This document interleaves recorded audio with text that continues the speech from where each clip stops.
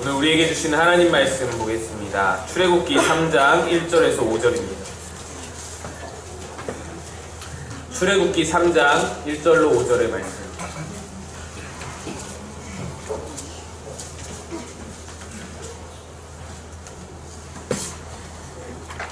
우리 한 절씩 교독하겠습니다. 제가 먼저 읽습니다. 모세가 그의 장인 미디안 제사장 이드로의 양떼를 치더니 그때를 광야 서쪽으로 인도하여 하나님의 산 호렙에 이르매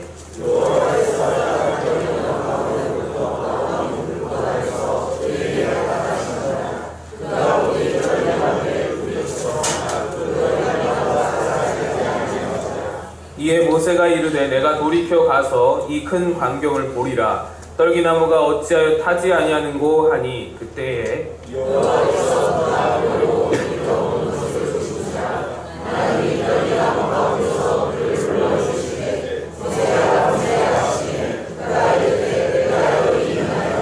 함께 읽습니다. 하나님이 이르시되 이리로 가까이 오지 말라. 내가 선 곳은 거룩한 땅이니 내 발에서 신을 벗으라. 아멘. 할렐루야. 아멘. 오늘은 출애굽기 세 번째 시간입니다. 우리는 출애굽한 성도들과 같다라고 박 목사님께서도 말씀해 주셔서 지금 계속해서 출애굽기를 함께 보고 있습니다. 출애굽기를 통하여서 우리의 삶과 우리의 신앙의 여정 다시 한번 돌아보고 출애굽기를 통하여서 하나님께서 우리에게 약속하신 땅을 바라보면서 믿음으로 나아가는 그 마음 우리가 다시 한번 깨닫고 경험하는 시간 되었으면 좋겠습니다. 오늘 말씀은 모세의 소명장입니다. 전통적으로 신학교에 입학하고자 하는 사람들에게 가장 중요한 입학 조건이 바로 소명이었습니다. 그래서 성적이나 품행 이런 것들보다 훨씬 더 중요하게 소명에 대해서 우리가 보게 됩니다. 왜냐하면 하나님의 소명이 없이는 하나님의 사역을 감당할 수 없다고 믿기 때문입니다. 그런데 정확하게 말하자면 소명이라는 것은 성직자들에게만 필요한 것은 아닙니다. 모든 직업이 모든 사람들에게 사실 소명은 필요한 것입니다. 직업을 영어로 vocation이라고 합니다. 근데 이것을 천직이라고도 번역할 수 있죠. 이 단어는 라틴어 보카티오라는 말에서 파생되었습니다. 이 보카티오는 부르심 또는 소명 이런 것을 의미하는 거예요. 그러니까 영어 단어 vocation은 이 사명이라는 말, 부르심이라는 말에서 파생되어서 이 천직이라는 직업이라는 말이 파생되어 나왔다라는 것이죠. 물론 소명이 없어도 어떤 직업을 가질 수 있습니다. 우리가 잘하는 것, 재밌는 것, 우리가 할 수 있는 것, 돈 많이 버는 것, 직업을 수행할 수 있죠. 그런데 그런 상황에서는 어떤 우리가 하나님께서 주시는 보람이라든지 하나님께서 주시는 기쁨을 많이 기대하기는 조금 어려운 상황입니다. 대체로 우리 그런 경우에는 돈 벌기 위한 직업이죠. 그런데 우리가 소명을 따라서 직업을 수행하면 일을 하면서 돈뿐만 아니라 하나님의 뜻을 이루게 되는 위대한 인생을 살아갈 수 있습니다. 그래서 인간에게 하나님의 소명을 깨닫는 순간, 하나님의 부르심을 느끼는 순간은 일생에서 얼마나 중요한 의미를 갖는지 모릅니다. 그래서 한 직업으로 처음 부르심을 받는 순간, 또는 하나의 직업에서 다른 직업으로 인도되어지는 순간이 우리 일생에 굉장히 중요한 순간들이라고 할 수 있습니다. 오늘 본문은 모세가 이스라엘 민족의 해방의 리더로 소명을 받고 있는 장면을 보여줍니다. 모세가 40년의 애굽 궁중 생활을 마치고 일단 이스라엘 민족의 지도자임을 자임했습니다. 그러다가 여러 가지 사건들이 있었죠. 살인 사건에도 연루가 되고 또 사람들에게 자기 민족에게 거절을 당하고 미디안 광야로 도망을 합니다. 미디안 광야로 도망해서 다시 40년간을 양치는 목자로 살던 어느 날 호렙산에서 오늘 일어난 일이 오늘 장면입니다. 호렙산에서 모세는 출애굽의 리더로서 하나님의 소명을 받았습니다. 이것은 자의적인 내 마음에 의한 내 원함에 의한 그런 부르심이 아니고 전적으로 여호와 하나님의 주권적인 부르심이었습니다.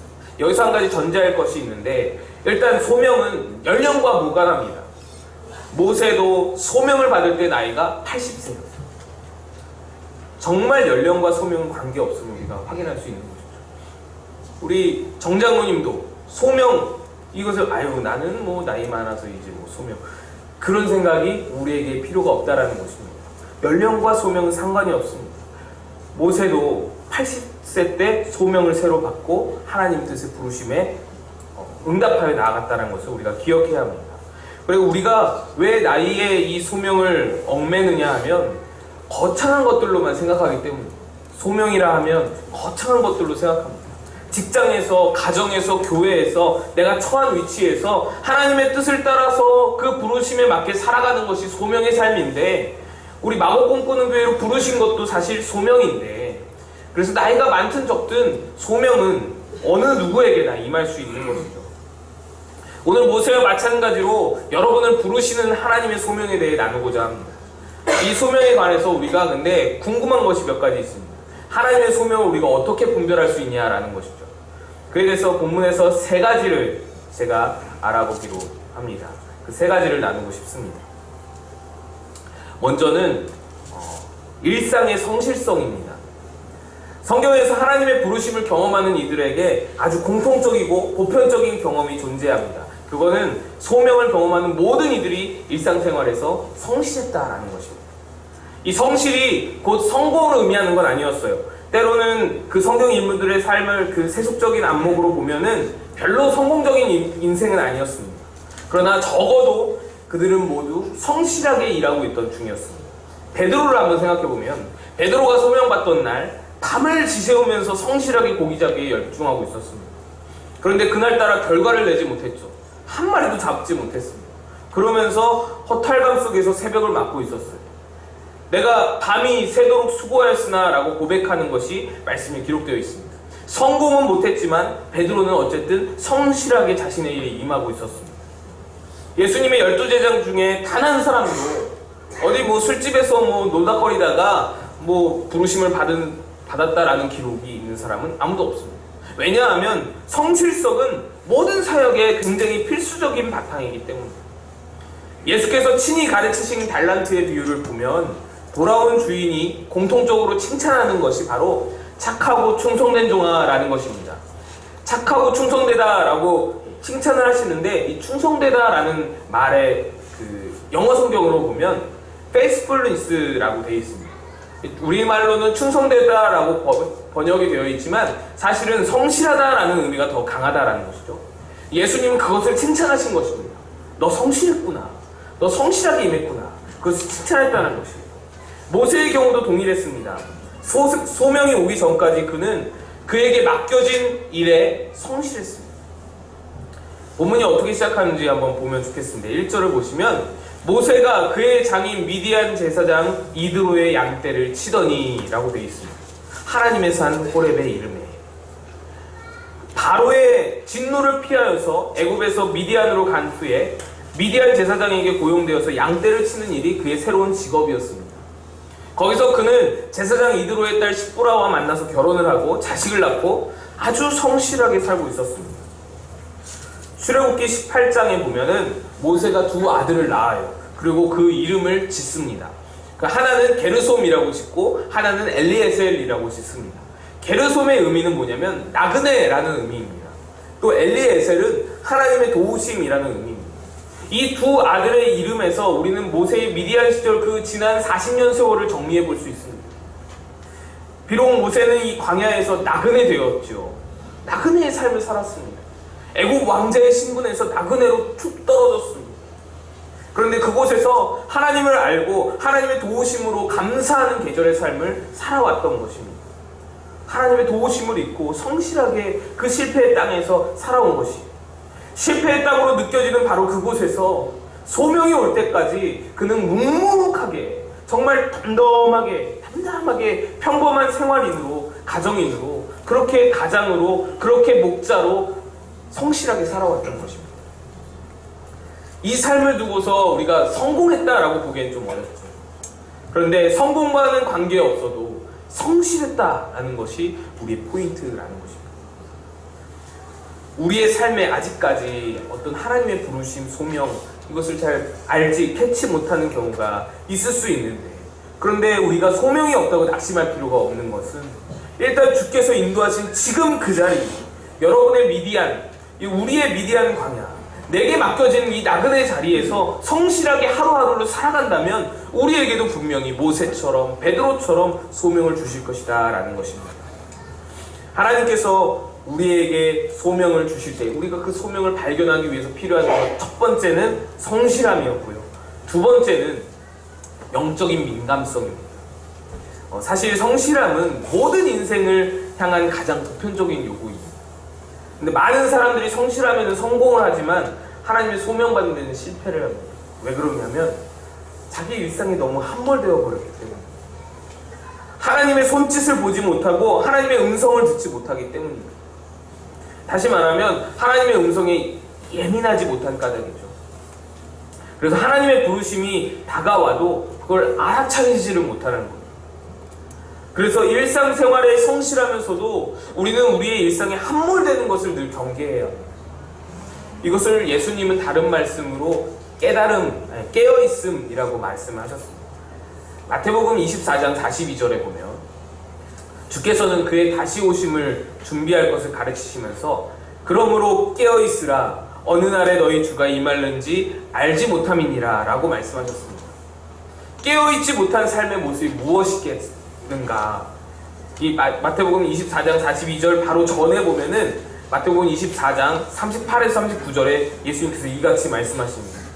홍수 전에 노아가 방주에 들어가던 날까지 사람들이 먹고 마시고 장가들고 시집가고 있으면서 홍수가 나서 그들을 다 멸하기까지 깨닫지 못하였으니 인자의 임함도 이와 같으리라.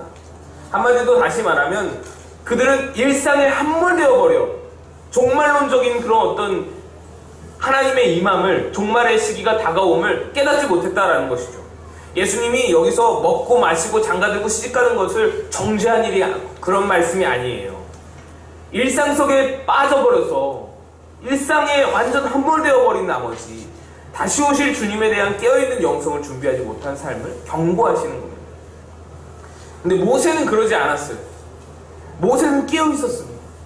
그는 일상에서도 성실했지만 일상에 함몰된 것이 아니었습니다. 적어도 하나님이 그의 인생에서 새로운 어떤 일을 시작하시고자 신호를 보내시고 손짓을 보내실 때, 사인을 보내실 때 그걸 알아볼 수 있는 어떤 깨어있는 영성을 보존하고 있었습니다. 지난주에 제가 모세의 영혼이 요게벳을 말씀드릴 때 요게벳이 모세의 그 깐난하게 얼굴에서 영적인 존귀함을 놓치지 않고 깨달을 수 있었다라고 말씀드렸잖아요.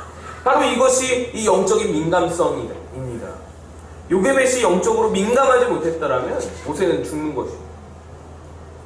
모든 깨어있는 사람들의 공통점이 있습니다. 그것은 평범함 속에서 비범함을 알아보는 겁니다. 일상 속에서 경이로움을 발견할 수 있는 것입니다. 사막에서 떨기나무를 보는 건요, 흔하디 흔한 일입니다.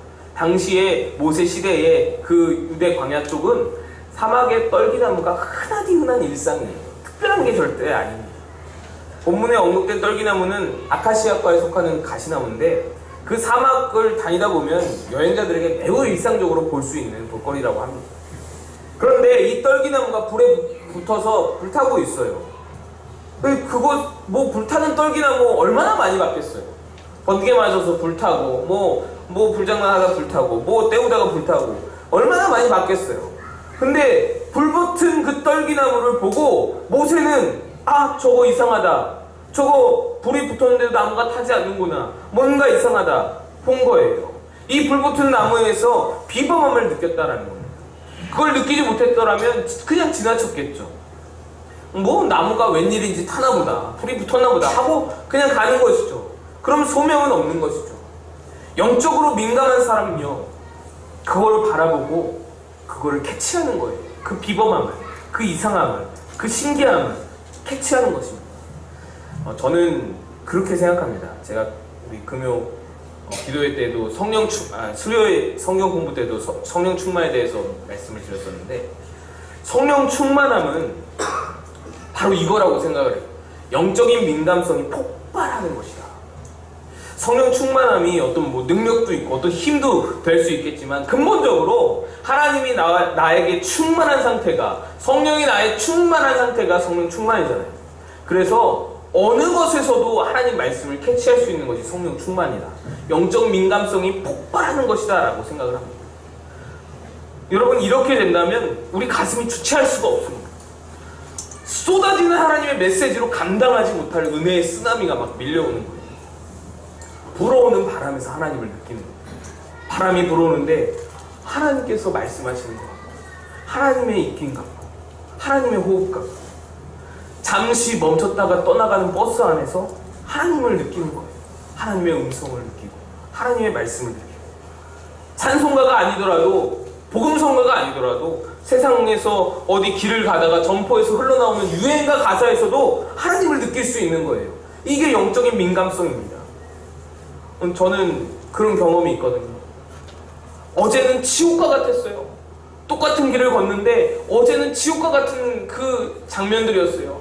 하늘도 왜 그렇게 우중충해 보이는지, 새가 날아가는데 왜 이렇게 싫은지, 비둘기가 막 후두덕거리는데 너무 싫고 짜증나고, 사람들이 막 바쁘게 지나다니는데 뭔 사람들이 그렇게 많은지 짜증나고 아주 지옥과 같은 일상이었는데, 어느 날 갑자기 그 똑같은 자리에 서 있는데 불어오는 바람에서 하나님이 느껴지고, 날아가는 새가 하나님을 노래하는 것 같고, 지나가는 사람들 속에서 하나님의 음성을 느끼고, 모든 것을 보면서 하나님을 느낄 수 있는 그 영적 민감, 얼마나 행복하고 얼마나 평안하고 얼마나 기쁨이 넘치던지. 바로 이것이 성령 충만이고 바로 이것이 영적인 민감성이라는 것이죠. 모세는요, 불붙은 떨기나무에게 자기도 모르게 이끌렸어요. 영적 민감성을 가지고 있었던 겁니다. 그랬더니 결과적으로 다가올 새로운 인도하심에 자기의 존재를 열고 마음을 열고 받아들일 수 있게 응답할 기회를 얻게 되는 것이죠. 이런 그의 영적 민감성이 마침내 그를 하나님의 호렙산으로 인도하게 되는 것입니다. 여러분, 일상의 슬픔에, 일상의 기쁨에 너무 많이 함몰되지는 마시기를 축복합니다. 그것이 우리를 힘들게 하고 때로는 우리를 즐겁게 하고 우리 삶의 이유가 되기도 하지만, 너무 함몰되어서 하나님이 우리에게 보내시는 사인과 하나님이 우리에게 보내시는 말씀들, 메시지들에 우리가 놓치고 귀를 닫고 눈을 닫으면 우리가 하나님의 부르심을, 하나님께서 부르실 때 들을 수 없게 된다는 것이죠. 늘 귀를 열어놓으신 여러분 되시기를 축복합니다. 네. 세 번째로, 하나님께서 우리를 부르실 때에 우리에게 필요한 것, 세 번째는 응답할 용기입니다. 일상의 성실함을 갖추고도 또 영적인 민감성도 잃지 않았던 그 삶 속에서 이제 하나님의 손짓이 보입니다. 성실하게 살다가 영적인 민감성도 놓치지 않았더니 하나님의 손짓이 보이는 거예요. 하나님의 음성이 들립니다. 다음에 어떻게 해야 할까요? 모든 하나님의 사람들이 하나님의 소명 앞에서 처음부터 적극적이었던 것은 아니었습니다. 모세도 할 수만 있으면 피하려고 했습니다. 출애굽기 4장에 모세가 거절하는 장면이 나옵니다. 무엇보다 나는 말을 잘 하지 못해서 내 백성을 설득하지 못하겠다고 막 변명을 합니다. 그때 하나님이 어떻게 말씀을 하시나요? 하나님이 이렇게 말씀합니다. 누가 사람의 입을 지었느냐?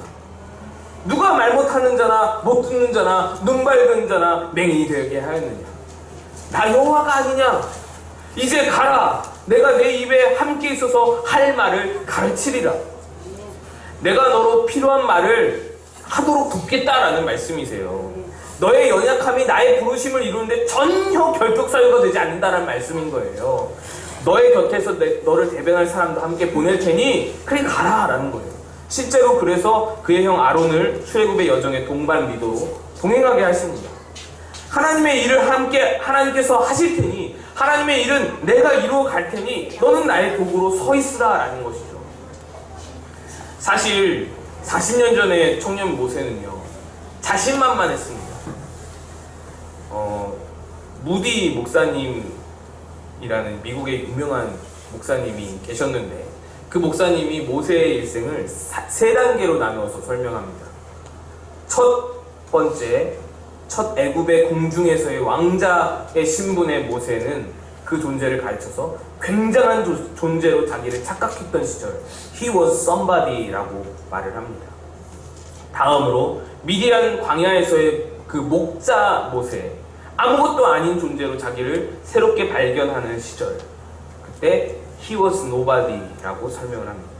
그리고 이제 출애굽의 미션을 위해 부름받은 지도자 모세를 가리켜서 하나님께만 자기의 존재를 의탁하는 시절 해서 he was God's body라고 묘사를 합니다.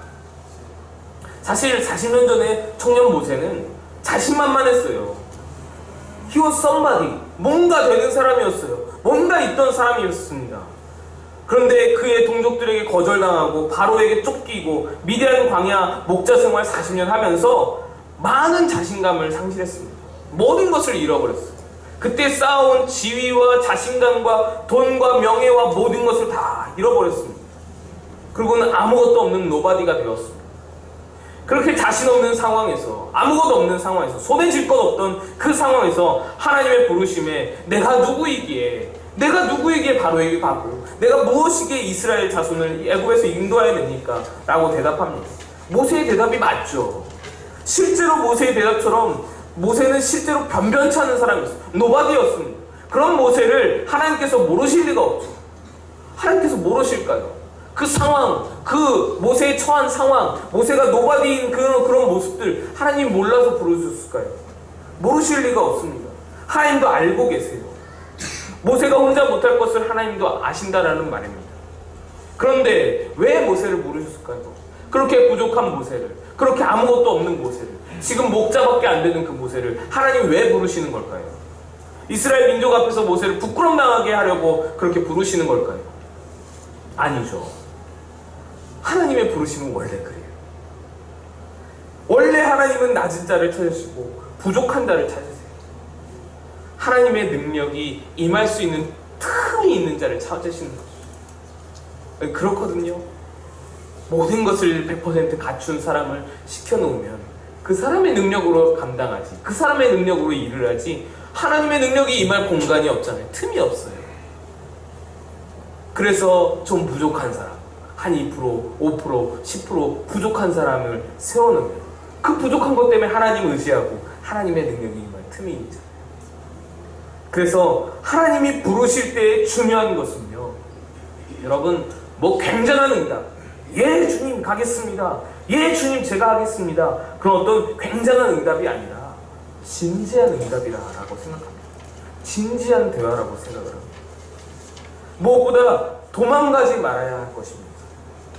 내가 과연 할 수 있느냐 못하느냐는 중요한 게 아니에요. 하나님께서 그건 이루어 가실 겁니다. 하나님이 부르신다면 적어도 도망가지 말고 응답해야 한다라는 겁니다. 응답에서부터 순종이 시작됩니다. 그 부르심에 이해되지 않는 부분이 많아요. 분명히 많이 있습니다. 아니, 셀 수 없이 많습니다. 아니, 내가 왜 가야 되며, 왜 내가 해야 되며, 왜 하필 이 시기이며, 내 가족들은 어쩔 것이며, 이 모든 것들이 궁금하고 이해되지가 않죠. 근데 이해되지 않는 부분들은 시간이 지남에 따라 하나님이 차차 설명해 주시는 거예요. 걱정되는 부분은 시간이 지나면서 차차 하나님이 안심시켜 주시는 거예요. 궁금한 점도 시간이 지나면서 하나님이 차차 알려주시는 거예요. 그래서 응답하기 시작하면 순종으로 가게 되는 겁니다. 일단 응답을 진지하게 응답하면 순종으로 나아갈 수 있는 거예요. 그런데 덮어두고 도망가면 답이 없는 거죠. 요나처럼 힘들어지는 거예요. 여러분, 소명이라는 것은요, 책임감과 직결됩니다. 책임감을 영어로 responsibility라고 말을 합니다. 오늘 영어가 좀 많이 나오는데요. responsibility라는 말인데, 이 말은요, response와 응답이라는 말과 ability, 이 능력이라는 말이 결합된 말입니다. 저는 이 단어가 어떤 의미로 어떻게 형성되었는지 잘 몰라요. 영어는 잘 모릅니다. 근데 아마도 이럴 것이다 추측이 돼요. 응답과 능력, 그러니까 응답하는 능력이 책임감이다, 이런 설명이 아닐까. 응답할 수 있는 능력이 바로 책임감이다. 무엇에, 어떤 질문에, 어떤 상황에 응답할 수 있는 능력이 바로 책임감이다, 이런 의미로 만들어지지 않았을까. 그런데 저는 어디서 이런 말을 들었어요. 내가 응답, 곧 리스판스 하면 하나님이 능력, 곧 어빌러티를 부어주신다.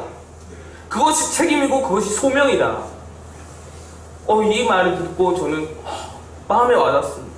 그래, 그렇구나. 내가 응답하면 하나님께서 능력을 주시는 것이구나. 이렇게 볼 수 있는 것이죠.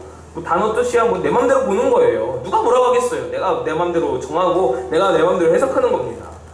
응답하면 하나님이 능력을 주시는 거예요. 제자들을 향한 소명을 생각해 보세요. 나를 따라오라. 내가 너희로 살아남는 어부가 되게 하리라. 여기서 따라오라가 명령이잖아요. 그러면 우리의 책임은 무엇입니까? 따라가는 겁니다. 순종하는 겁니다. 순종하면 살아남는 어부가 되는 능력은 하나님이 공급해 주신다는 것입니다. 여러분, 하나님의 부르심은요 굉장히 진지합니다. 하나님의 부르심은요 정말 중요한 순간이기 때문에 부르시는 거예요. 4절을 한번 함께 읽어봅시다. 4절 함께 읽습니다. 시작. 여호와께서 그가 보려고 돌이켜 오는 것을 보신지라 하나님께서 떨기나무 가운데서 그를 불러 이르시되 모세야 모세야 하시매 그가 이르되 내가 여기 있나이다. 성경에 보면 신기하게도 하나님이 우리를 아주 진지하게 중요한 사명을 위해서 부르실 때면 한 번만 부르지 않습니다. 아브라함을 부르실 때도 사무엘을 부르실 때도 2번씩 부르십니다. 한번 성경을 찾아보세요. 물론 한 번 부른다고 뭐 대충 부르는 거고 2번 부른다고 진지하게 부르는 건 아닐 거예요. 그런데 저는 그 하나님의 심정을 한번 살펴봤으면 좋겠어요. 하나님의 심정. 여러분, 제가 아들을 부를 때 평소에는 한 번 부르죠. 준아 이렇게 한 번만 부르죠. 그렇게 차분히 준아 부르면 대답을 합니다. 응답을 하죠. 그런데 2번 부를 때는 어떤 때입니까, 여러분? 준아 부를 때는 급할 때, 뭐 아들이 위험할 때 2번, 3번 부르죠. 빨리빨리 뭔가를 해야 할 때 2번, 3번 부르죠. 안 일어날 때 2번, 3번 부르죠. 근데 지금의 본문의 상황은 급한 상황은 아니잖아요. 모세가 위험에 처한 게 아닙니다. 그게 아니라면 또 언제 2번 부르나요? 기대감에 차 있을 때, 준아 어떤 기쁜 소식을 전할 때, 이리 와봐 준아 이것 좀 봐봐. 준아 이거 되게 맛있어. 얼른 와서 이거 먹어봐. 맛있어. 이럴 때 2번씩 부르는 거죠. 저는요 모세야 아브라함아 부르시는 모습에서 그들에게 자신의 계획을 공유하시고 자신의 계획이 시작될 것에 너무 가슴 벅차서 오르시는 그 하나님의 감정을 느꼈어요. 모세야 하나님이 지금 모든 계획을 다 짜놓으시고 모세를 부르시는 거예요. 야, 이것 좀 들어봐봐. 나한테 이런 계획이 있어. 네가 이것을 응답만 해주면, 네가 이것에 순종만 해주면, 네가 여기서 발을 한 번만 떼서 나와 함께 걸어가주면 이 모든 것이 다 너의 것이고 이 모든 것이 너를 통해 이루어질 거야. 하나님이 부르시는 거예요. 여러분, 하나님이 여러분을 부르실 때도 마찬가지로 그 기대와 벅참으로 가득 차실 줄로 믿습니다. 그래서 그 부르심은 정말 진지하고 중요합니다. 하나님께서 여러분을 마고 꿈꾸는 교회로 부르시면요 정말 진지하고 기대로 가득 찬 부르심이에요. 그냥 허투루 누가 한번 가보자 해가지고 허투루 왔다고 생각하지 마세요. 여러분은 다 하나님의 부르심에 이끌려서 이 자리에 앉아 계신 분들입니다. 하나님께서 부르실 때 어떻게 부르신다고요? 승현아 기대감에 가득 찼어. 벅찬 마음으로 내가 여기에 이런 계획을 이렇게 만들어놨어. 너를 통해서 이것을 이루려고 내가 계획을 다 세워놨어. 두려워하지 마. 내가 도와줄게. 두려워하지 마. 내가 이루어줄 거야. 내가 능력을 줄게. 너는 응답만 하면 돼. 너는 응답만 하면, 너 응답하고 한 발걸음 나와 함께 같이 떼기만 하면 내가 이루을 거야. 내가 그 계획을 실행할 거야. 내가 그 계획을, 놀라운 계획을 이 교회 가운데, 너의 인생 가운데, 너의 가정 가운데 이루어 줄 거야. 여러분, 그 기대감으로 부르시는 하나님 부르심 앞에서 우리가 그 중요한 순간에 응답의 기회를 놓치지 않았으면 좋겠습니다. 아직 우리의 소명을 다 몰라요. 내용을 다 모릅니다. 그리고 우리 능력도 신뢰할 수가 없어요. 우리 미래도 전망할 수가 없습니다. 근데 아무런 어떤가요? 괜찮습니다. 그냥 모세처럼 예 주님, 예 하나님, 내가 여기 있습니다. 예 하나님, 대답하면 되는 거예요. 그것이 시작입니다. 용기 있게 응답하고 그냥 그 순간 하나님 아버지 앞에 서서 응답하는 거예요. 그러면 그 순간 우리가 서 있는 그 땅은 하나님의 거룩한 사역이 시작되는 거룩한 땅이 되는 것입니다. 거기부터 이스라엘 민족의 출애굽이라는 하나님의 원대한 계획이 시작되는 거예요. 우리 마법 꿈꾸는 교회를 향한 하나님의 원대한 계획이 여러분의 응답으로부터 시작될 줄로 믿습니다. 함께 기도하겠습니다.